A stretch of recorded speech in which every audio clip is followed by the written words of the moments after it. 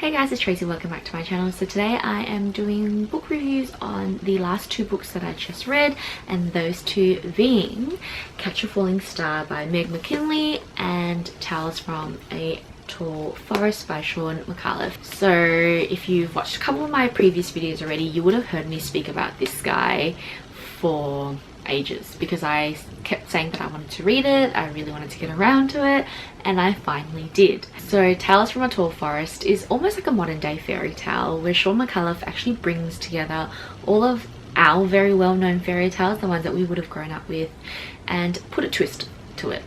I thoroughly enjoyed it. I spent pretty much maybe 15 to 30 minutes each night in bed reading each of the tales. There's 3 in here. What I really liked about it was how clever and creative Shaun Micallef got with it. It's almost as though this could maybe be the starting point to a newer version of these fairy tales, albeit these characters have existed for quite a while now. It is supposed to be a children's read, but I do think that there's an element of adult humor to it as well. Nothing that's inappropriate or, you know, unacceptable to read to children, but just I started chuckling at some points because I think being of, you know, this age now, I kind of understood some things that I think some children would, you know, not recognize. So I definitely think that while Shaun Micallef wrote this as a children's book, it's definitely open to any person of any age to really enjoy. It also helps that there's like gorgeous illustrations in this done by Jonathan Bentley. So for instance, if you look at this page here, this is the cottage for Hansel and Gretel and the witch, but then in the background you can see the wolf, you can see the evil stepmother from Snow White, and it's done with kind of that black and white grey lead style, but with a touch of red here and there, which I think makes the imagery stand out even more. There were definitely some tales though that I felt like had characters or elements to a fairy tale that I didn't even know about, so I found that really interesting, and I think I will definitely be searching that up online just to see what story he adapted it from. The book itself is gorgeous, so one of the main reasons why I bought this was because it was a hardback at a very reasonable price, and the fact that it's gorgeous, like look at that backing and the gold foiling, but even the without the dust jacket.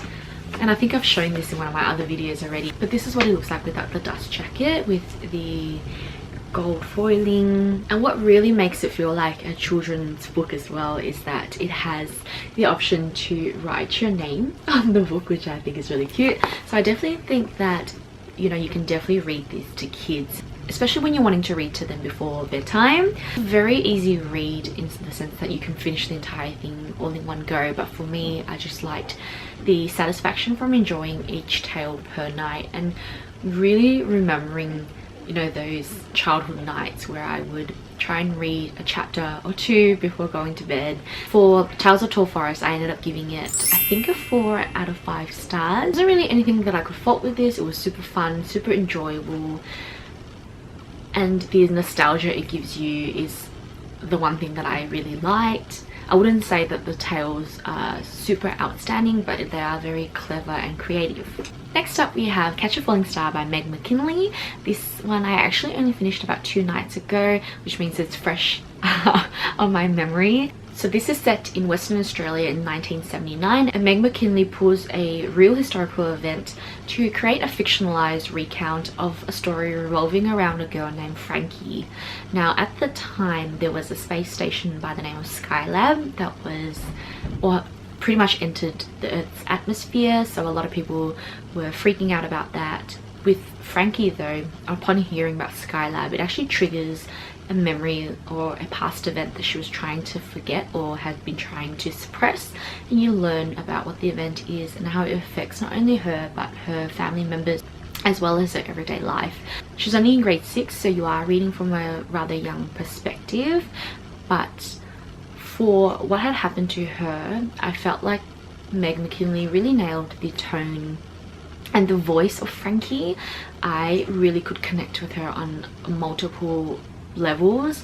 I also think that it helps that what she experiences is almost similar, almost very relatable to what I've experienced in my life, so that really helped with that connection there. I would say that if you've never experienced what Frankie's gone through, you would still be able to empathize with her, or at least step into her shoes, and then from there you'll be able to connect with her. I honestly loved everything about Catch a Falling Star. I loved the setting of the story, the fact that it is a fictional town, but it is based on a town that is located in WA, which gives me that homely feeling, even though I'm never been to Western Australia. I'm from Melbourne, so it's on the other side of Australia, but it's good. I've been telling myself that I really wanted to read from local authors, so that ticks that box. I like that she adapted a real life event to center her story around, because I got to learn something very different, as well as realize that you can draw connections from absolutely really random things in your life that potentially could not mean anything to anyone, but really holds a lot of meaning to yourself, and I can completely understand that. I loved Frankie's voice, her character in general. I also liked that Meg McKinley didn't introduce a whole ton of characters. I liked that the main character had a handful of people that revolved around her, that meant a lot to her, and that could influence her life essentially. There are definitely going to be so many moments in this that people will be able to relate to. It might not be the same moments that I felt like I related to, but honestly the themes that are embedded in this are universal, I would have to say. For instance, she explores relationships between, you know, a parent and a child, sister and a brother, but especially when you're an older sibling who wants to try and protect your younger sibling. There's relationship exploration between friends, between teacher and a student, as well as the different influences that you can pick up without realizing. So Meg McKinley actually inserts an influence from her childhood into this book through the form of her Frankie's class reading Storm Boy. That's right, Storm Boy. And it goes to show that, you know, you can come by something in your childhood and not realize how much it has an effect on you. So Frankie starts to realize that Storm Boy connects to her in a way that she didn't realize, and how her life and what's explored in Storm Boy connects in a way. I've used the word connect about 1,000 times in this video, but yeah, and I can completely agree with that, in that when I was young I would have come by something, a book, TV show, a person even, and have brought it along with me up until this age now. That's one of the things amongst a million other things that I think Meg McKinley does very well in this book. The one thing that I would say that caught me by surprise is that I didn't expect for the book to explore certain themes. I honestly thought I was picking this up to maybe read about, yes, the traumatic past in Frankie's life, but nothing to this extent.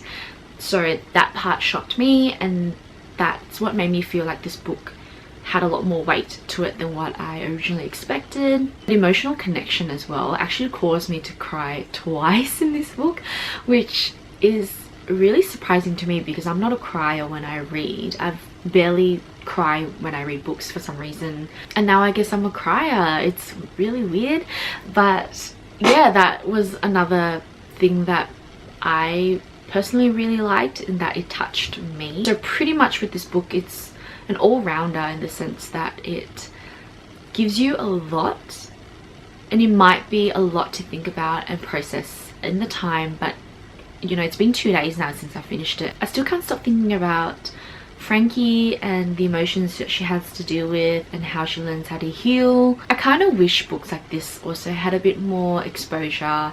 People maybe picked it up a little bit more. I definitely think that there's a lot more room to expose Australian YA. So if you haven't read this, I would highly recommend it. I know that there's heaps of Australian YA authors out there that people know about, like, you know, Amy Kaufman, Jay Kristoff, etc. But I am super keen to read more books from Meg McKinley if this is the type of writing style that she's offering, the type of stories that she's giving out to readers, and the ability to build a connection with her readers essentially. And so because I loved it so much, I gave Catch a Falling Star 5 out of 5 stars, which when I was thinking about it, I was like, do I do it? Do I give this a 4, 4.5? But it just didn't feel right to me. So it's 5 stars, definitely, hands down. And when you look on Goodreads, this book actually has an average of 4.3 stars roughly, and that's quite high for a lot of the books that I've seen. It does have a small number of reviews, but even though it has a small number of reviews, the average is still quite high, which does say a lot about the quality of this book. So I would implore you to read it and let me know what you think, because I definitely think that this book needs to be read by a lot of other people. So those are my thoughts for Catch a Falling Star and Tales from a Tall Forest. Surprisingly, they're actually both by Australian authors. I forgot to say Shaun Micallef is also an Australian comedian actually, who now writes books as well. If you have read any of these books, please let me know in the comments down below if you're planning to read them. If you have any other recommendations that you think I should read, I would love to hear them. I hope you guys have a lovely day. I will be back with a video soon. So yeah.